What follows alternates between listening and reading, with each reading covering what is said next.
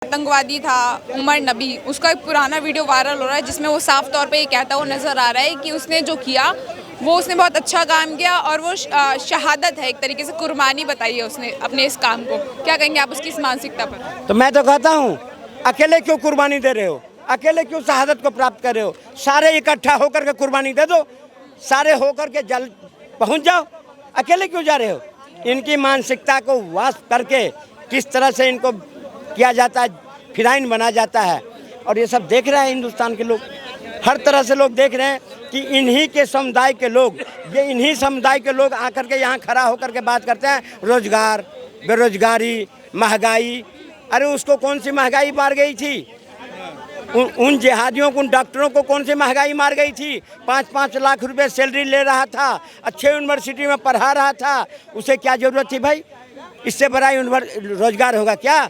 एक डॉक्टर, माँ बाप को डॉक्टर बनाने में चपले घिस जाता है और वो डॉक्टर बन करके डॉक्टर जैसे अच्छे शब्द को भी बदनाम किया। और उसके लिए ये इन कौम के लोग आकर के खड़े होकर के ये नहीं कहते हैं कि ये गलत किया, मैं उसके साथ नहीं हूँ, इसकी भर्त्सना करता हूँ, नहीं कहते हैं। उमर अब्दुल्ला, फारूक अब्दुल्ला जैसे लोग उसके सपोर्ट में खड़े होते हैं। तो ये सब क्या दर्शाता है। आतंकवाद का कोई धर्म नहीं होता, इस तरीके से बातें कैसे नहीं धर्म होता है, आतंकवाद का धर्म कैसे नहीं होता है। पहलगांव के अंदर में धर्म पूछ करके मारा गया था कि नहीं मारा गया था, कौन था वो। और अब जो जितने पकड़े गए हैं कौन है, आज अगर एक भी हिंदू होता उनमें, ये उल्टा सड़क पर में डांस करते सारे के सारे विपक्षी और ये सारे खड़े होकर के। लेकिन अभी अब मुंह बंद क्यों है, चुप्पी क्यों लगी हुई है, क्यों? क्योंकि उनके समुदाय के हैं सारे। 5-5 लाख रुपए लोगे सैलरी, ये हिंदुओं के टैक्स के पैसे तुम्हें सैलरी मिलेगा और तुम पाकिस्तान के कहने पर में 3-3 हजार RDX इकट्ठा करोगे, फिर सरकार पे प्रश्न करोगे कि ये RDX आया कहाँ से, पुलवामा में कहाँ से आया। जयचंद घर में रखोगे तुम, सरकार से पूछोगे, जब घर के अंदर जयचंद हो तो बाहर पर में क्या भरोसा। मानसिकता है जो डॉक्टर तक जो है उनका ब्रेन वॉश कर दिया जा रहा है कि मतलब अपने आप को इस तरीके से मतलब विस्फोट करने से पहले वो वीडियो भी बना रहा है कि मैं जो करने जा रहा हूँ वो अच्छा है, इस तरीके से बता रहा है। वो डॉक्टर शाहीन कौन है लखनऊ में, उसके भाई भी परवेज था, वो डॉक्टर था। उसने अपने भाई को फ़ोन करा, कह रहा भैया हमारा जो समुदाय के लोग हैं हिंदुस्तान में प्रताड़ित हो रहे हैं, हम जैसे पढ़े लिखों को आगे आना चाहिए और लड़ना, आगे आकर के लड़ने के लिए क्या यही माध्यम मिला, यही माध्यम मिला जो आम देश अगर ये लोग माने, जब ये अपना देश माने तब तो इसके लिए सोचें। जब अपना देश नहीं मानते, बिल्कुल नहीं मानते, उनके लिए सबसे बड़ी बात उनके लिए एक इस्लाम धर्म है। और उनका ये धर्म, ये हिंदू धर्म के बाद छोड़ दीजिए, ये देश उनका है ही नहीं। वो खुद चिल्ला कहते हैं कि देश हमारा नहीं है। और जो हम कहेंगे, जो हम कहेंगे अगर ये नहीं सुनेगी सरकार तो हम बम फोड़ते रहेंगे। ठीक है, ये मानसिकता है। अब नहीं, इतना पढ़ा लिखा आदमी ये कैसे कर देगा मैडम। सारे भाई अगर डॉक्टर हैं, आप अच्छे लोग हैं, तो अगर आप लोग ऐसे बम फोड़ रहे हो, जो लोगों को मार रहे हैं, जिनके घर में माँ बहन बेटियां हैं, वो अपने जॉब से निकले हैं, काम से निकले हैं, लेबर करके आ रहे हैं, वो मर रहे हैं, ये क्या तरीका है। ये तो अपने इस काम को कह रहा है मैंने कुर्बानी दी है मेरे को। हाँ, ऐसे ही कुर्बानियाँ ना, कुर्बानी के बदले मिल तो क्या। अगर कुर्बानी दी तो आज़ाद होने के बाद हिंदू तो नहीं कहा जो हमें हिंदुस्तान अलग कर दो, तुम ही मांगे ना जो हमें दे दो, तो तुम्हारा हिस्सा तो मिल गया। अब ये तो हिंदुओं के ही है, तो तुम यहाँ पर में रहोगे और यहीं इस माटी के खाओगे, इसी के रहोगे और इसके खिलाफ तुम जहर उगलोगे, इसके खिलाफ बम बांध कर फिराइन बनोगे, आम जनता को निशाना बनाओगे। अब वो सरकार थी जो तुम्हारा माल्यार्पण किया जाता था, अब वो सरकार नहीं है जो माल्यार्पण होगा। अब अच्छी तरह से कार्रवाई होगी। प्रधानमंत्री पर सवाल उठ रहे हैं, कह रहे हैं कि काहे का 56 इंच का सीना, जब इतनी बड़ी इमारत के पास ही बॉम्ब ब्लास्ट हो रहा है। किस बात का आप बोलते हैं कि हमने सिक्योरिटी टाइट है, प्रशासन अच्छा है, किस बात? 56 इंच का सीना क्या होता है वो लोगों ने देखा है। भारत के 140 करोड़, इससे पहले जितने भी होते थे आतंकवादी घटनाएं, क्या उसका समुचित जवाब पाकिस्तान को मिला था? कभी नहीं मिला था। उसको स्वागत किया जाता था, माल्यार्पण किया जाता था, उसके बदले में रात को 3 बजे वकील खड़ा करके सुप्रीम कोर्ट खुलवाया जाता था, प्रोत्साहन किया जाता था। लेकिन ऑफिसर्स को जिन्होंने मारा था उसको किसने प्रधानमंत्री आवास में बुला करके सत्कार किया था? पूछता है कोई भारत का लोग इनसे जाकर के? उन्हीं चोरों को आज भारत का प्रधानमंत्री बनाने का ख्वाब देखा जाता है इस भारत के अंदर। है। वो जवाहरलाल नेहरू यूनिवर्सिटी जो है वहां से कितना अफजल मारोगे, हर घर से अफजल निकलोगे, ऐसे नारे लगाए जाते थे। कोई पूछता है वहां जाकर के? आंदोलन जीवी निकलते हैं, उमर खालिद को रिहा करने की मांग करते हैं, कोई वहां पे जाकर के पूछता है? ये अल फलाह जो यूनिवर्सिटी थी, अभी 15 डॉक्टर तो गायब है, 7-8 पकड़े जा चुके हैं। कोई वहां जाकर के पूछ रहे हैं कि भैया ये टैक्स के पैसों से हमने बोला था कि एक धर्म का बंदा नाम रोशन करेगा, सोफिया कुरैशी बन के निकलेगी, वो शाहीन बम बांधने वाली, फटने वाली निकल रही है वहां से। वीडियो जो पहला वाला वीडियो वायरल हो रहा है, जो भी अंजाम देने से पहले, उसमें उमर नबी साफ कहता हुआ नजर आ रहा है कि मैं जो करने जा रहा हूँ वो सुसाइड नहीं, सुसाइड तो इस्लाम में हराम है, मैंने जो किया है वो कुर्बानी है। इस तरीके से देखिए, पहले तो उमर के साथ में जो नबी का नाम लगा है वो हटा देना चाहिए, क्योंकि वो मुसलमानों के लिए बड़ा पवित्र नाम होगा। ये उमर जैसा इंसान जो था, मैं कहता हूँ तमाम मुसलमानों को, जिनको आज भी हमें लगता है कि कलाम साहब जैसी भूमिका है, उनको सड़क पर निकलना चाहिए। और इसकी जो है, इसके साथ जो गिरोह पकड़ा गया ये तो गया, बाकियों का जो पकड़े जा रहे हैं उनकी फांसी की मांग होनी चाहिए, और वो फांसी जेल के अंदर नहीं, लाल किले के चौराहे पे होनी चाहिए। ऐसी मांग करनी चाहिए, बिल्कुल लाल किले के चौराहे पे होनी चाहिए। यहीं से फतवे जारी करता था ना औरंगजेब, और ये कहते हैं कि हमारे मुगलों की बनाई हुई है। तो ऐसे आतंकवादियों को यहीं से ही निछावर करने का, उनको निस्ता नाबूद करने का वो होना चाहिए फरमान जारी।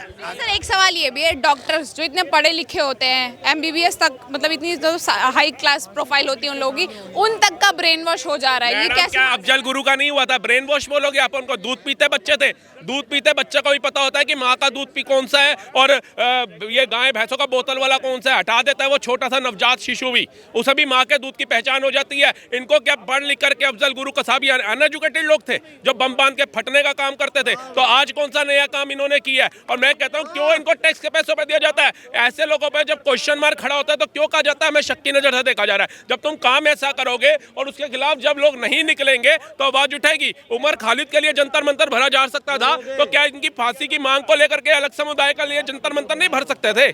तो फिर शक क्यों नहीं होगा?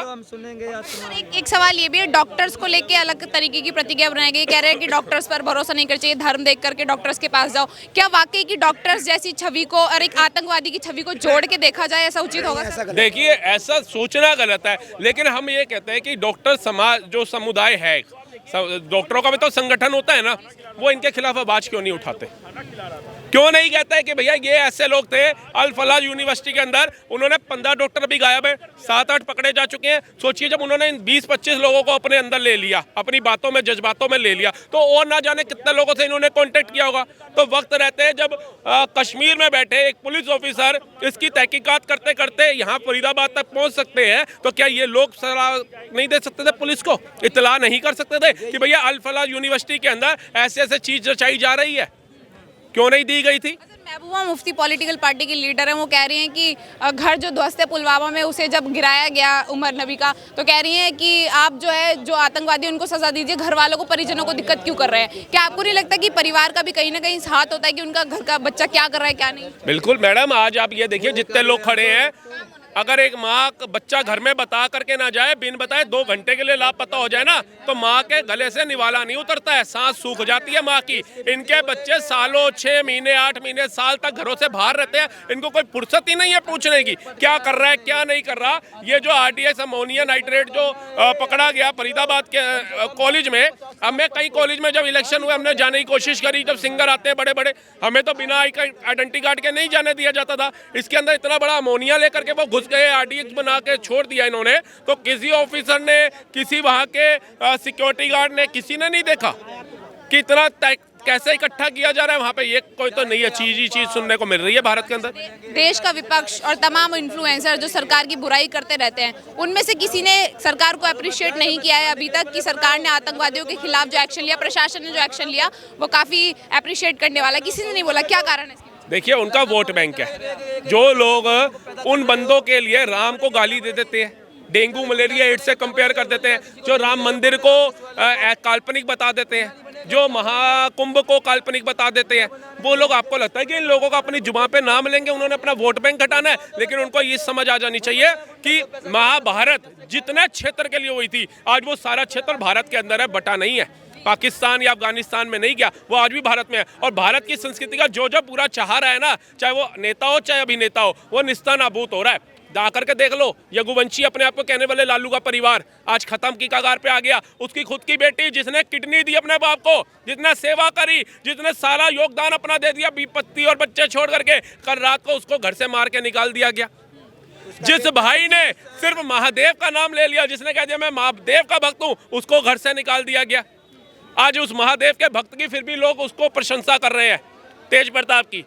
उसकी बहन जो है रोहिणी आचार्य, उसका भी नाम अच्छा जबान से लिया जा रहा है, उसकी भी तारीफ की जा रही है। कोई सुन रहा है क्या राबड़ी देवी लालू या तेजस्वी का कोई गुणगान कर रहा हो? सारे कह रहे हैं देश से गद्दारों को जूते मारो सालों को। सर एक सवाल है मेरा राहुल जी, कि जो टाइमिंग थी बॉम्ब ब्लास्ट की वो कुछ ऐसी थी कि जिस बीच नमाज अदा होती है उस टाइम पे, तो एक फैक्टर ये भी निकल के आ रहा है कि अपने लोग बच जाएं और जो है बाकी आवाम मरे। इस तरीके से सोशल मीडिया पे तमाम बातें जो लोग बोल रहे हैं आप सरकार का फेलियर देखो, इसमें आप हिंदू मुस्लिम क्यों कर रहे हो? आपको नहीं लगता कि क्या वाकई सरकार का फेलियर? सरकार का फेलियर तब होता जब पहले ट्रेन एक ब्लास्ट होती थी, साथ में दूसरी तीसरी ब्लास्ट होती थी। जब हमला गुवाहाटी के एक क्षेत्र में होता था, दूसरे तीसरे में होता था। जब दिल्ली की पालिका में ब्लास्ट होता था, साथ ही सरोजनी नगर, साथ ही पिक्चर हॉल लिबर्टी में सुनने को मिलता था। आज हमारी भारतीय सेना हो या सुरक्षा एजेंसी हो, उनको सैल्यूट करते हैं। 3000 किलो आरडीएक्स जो पकड़ा, आप समझ सकते हैं इनकी रणनीति कितनी गहरी थी कि इन्होंने पूरे भारत को जला देना। चिता जलाने के लिए शमशान में भूमि नहीं मिलती हम लोगों को।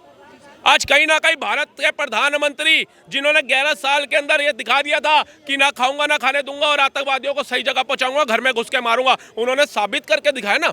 आज ये जो अंजाम दे गया, ये 3-4 घंटे तक सुनहरी मस्जिद में खड़ा रहा, वहां बंद के नहीं फटा भैया तू? फिर कहते हो धर्म मजहब नहीं होता। उसको पता था कि मैंने कहाँ फटना है, लेकिन तुमने उसके फटने के बाद सोच लिया कि भैया उसका कोई वो नहीं होता। नहीं होता तो उसकी फांसी की मांग करो निकल करके, वो भी हम ही करेंगे क्या? फिर हम नफरती हो जाते हैं। सबसे बड़ी बात मस्जिदों में सर नमाज पढ़ी गई है, सर बता रहे हैं। मैं तो कह रहा हूँ भैया ये मुसलमानों के धर्म का भी मामला है, मजहब का मामला है। इनको कब्र नसीब बनाओ, ये मुसलमानों को आके हान करना चाहिए, तभी जो शक का दायरा है वो खत्म होगा, नहीं तो बढ़ता रहेगा। क्योंकि मैं कई वीडियोस देखता हूँ, पाकिस्तान का मुसलमान कहता है भारत से जब जंग होगी इंशाअल्लाह भारत का मुसलमान हमारे साथ होगा। वो कुदरती क्या होता है, ऑपरेशन सिंदूर मोदी जी चलाते हैं और वीज़ा जो है कैंसिल करते हैं, तो पता चलता है हजारों लाखों महिलाएं यहाँ की वहाँ ब्याही रखी है इन्होंने। पाकिस्तान का झंडा यहाँ से उठा रहे हैं। इन आतंकवादियों के खिलाफ वो कुछ बोलते नहीं है। अब इसमें मोदी योगी मेरे दिमाग में आके क्या करेगा? जो मैं देख रहा हूँ मेरे मन में तो शक पैदा होगा ही होगा, वो कौन निकाल देगा मेरे मन से? ऐसी क्या नफरत इसी देश में जिसमें रह रहे हैं, जिसमें उनका पूरा परिवार रह रहा है, वहीं पे इतनी बड़ी जगह पर आकर के ब्लास्ट करके खुद ही फट जाना, तमाम आसपास की जनता को भी ले जाना साथ में। ये तो मैं कह रहा हूँ मुसलमानों को सोचना चाहिए। हम तो फिर जातियों से निकल रहे हैं, हमारे तो संत भी यात्राएं निकाल रहे हैं कि जात पाती करो विदाई, हम सब हिंदू भाई भाई। हमारे को तो निकाल रहे हैं, लेकिन तुम कब निकलो? क्योंकि जो उमर यहाँ पे फटा करके उसने गाड़ी का स्पीकर ऑन करके माइक लगा के अनाउंस नहीं किया कि अगर कोई मुसलमान मेरे इर्द गिर्द है तो हट जाओ, मैं फटने वाला हूँ। कोई SC ST OBC दलित पिछड़ा अति पिछड़ा ब्राह्मण राजपूत ठाकुर है तो हट जाओ, मैं फटने वाला हूँ। वो सबको लेके गया ना। तो अब नहीं जगोगे तो कब जगोगे? और हमारे से ज्यादा जगने की जरूरत है मुसलमानों को। मुसलमान ही मुसलमान का दुश्मन हो रहा है, तभी फटा। मोहसिन के बेगम से जाकर के पूछो, उसके छोटे बच्चों से जाकर के पूछो, वो जब मेरठ से यहाँ रिक्शा चलाने आया था ये सोच करके कि मैं 2 वक्त की रोटी हक की खाऊंगा, लेकिन वो रही नहीं, वो रहा ही नहीं। जाके पूछो उसके परिवार से। सर उन लोगों के शब्दों का क्या जो बोलते थे कि पढ़ लिख जाएंगे लोग तो जो है अपराध मुक्त किया जा सकता है भारत, तो पढ़ लिखने के बाद भी जब दिमाग में आपके एक जहर डाल दिया जाएगा। अभी आपने एक स्कूल की वीडियो देखी होगी है, उसके अंदर जाकर के क्या बोला जा रहा है? बच्चों की बोतल में पेशाब मिलाया जा रहा है। जब उनके परिवार को बुलाया जाता है, उसकी जांच होती है, तो बताया जाता है जी वो हमारे मौलाना जी थे, उन्होंने कहा था ये काफिर है, इन काफिरों की बोतल में शौच करके पिलाओ। ये वीडियो वायरल हो गया। हिमाचल सिंजोली जगह है, वहाँ पे नमाज अदा करने से कुछ हिंदू लोग रोक रहे थे, तो मैंने उसके अंदर जाकर के जब पढ़ा तो उसमें जाकर के पता चला कि वहाँ भी सेम स्थिति हुई। पहले सब कुछ बढ़िया चल रहा था, हिंदू मुसलमानों का प्यार था, खीर त्योहार सब मनाते थे वो। लेकिन सहारनपुर का एक मौलाना वहाँ पे जाता है और वो जाकर कहता है कि तुम काफिरों के बच्चों के साथ कैसे खेल रहे हो? ये काफिर है, ये जहाँ दिखे इनको हटाओ यहाँ से, मस्जिद के यहाँ पे आकर के इनका रहना सही नहीं है। इतनी उसने बातें बोली और लोगों ने वहाँ करके बोला कि जो एकता कल तक एक मिसाल के रूप में थी उसमें जहर घोल दिया गया। अब इसमें मोदी योगी क्या करेंगे आकर के, आप बताओ? तो जो ये मौलाना बच्चों में जहर डाल रहे हैं और शुरू से डाल रहे हैं, इनके ऊपर कार्रवाई करने की आवश्यकता है। और ये हमें करने की जरूरत नहीं है। हमारे भी स्कूल में जो टीचर होते हैं बच्चों के, अगर वो कुछ गलत करते हैं, हमारे बच्चे आके बताते हैं तो हम उन टीचर्स को जाकर टाइट करते हैं। संविधान हमें हक देता है। तो जो मौलाना गलत शिक्षा दे रहे हैं, जो मदरसों के अंदर छोटे छोटे बच्चों का शोषण कर रहे हैं शौचालय में ले जा करके, आपका फर्ज बनता है उनके खिलाफ आवाज उठाने का, धर्म से उठ करके आवाज उठाने का। हम थोड़ी ना जाएंगे वहाँ पे।